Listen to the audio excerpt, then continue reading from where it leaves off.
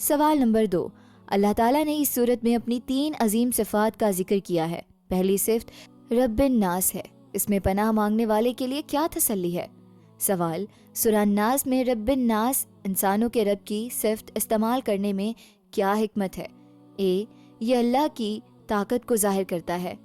Be, یہ اللہ کے پالنے والے، پرورش کرنے والے اور خیال رکھنے والے ہونے کا احساس دلاتا ہے۔ سی، یہ اللہ کے مالک ہونے کو بتاتا ہے۔ ڈی، یہ اللہ کے معبود ہونے کو بتاتا ہے۔ درست جواب بی، یہ اللہ کے پالنے والے، پرورش کرنے والے اور خیال رکھنے والے ہونے کا احساس دلاتا ہے۔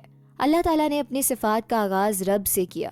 آپ کہہ دیجئے، میں تمام انسانوں کے رب کی پناہ میں آتا ہوں۔ رب کا مطلب صرف مالک نہیں، بلکہ اس میں پرورش کرنے والا، پالنے والا، ہر ضرورت کو پورا کرنے والا اور ہر لمحہ خیال رکھنے والے کا مفہوم شامل ہے۔ جب ہم انسانوں کے رب کی پناہ مانگتے ہیں تو گویا ہم کہتے ہیں، اے وہ ذات جس نے مجھے پیدا کیا اور جو ہر لمحہ میری پرورش کر رہا ہے، تو ہی مجھے اس شر سے بچا جو میری روحانی پرورش کو نقصان پہنچانا چاہتا ہے۔ اللہ تعالیٰ ہمیں اپنی ربوبیت اور شفقت کا احساس دلا رہے ہیں۔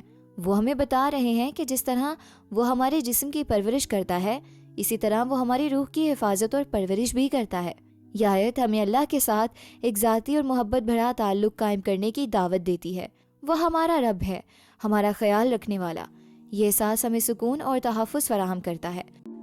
Join the Quran Wonders family.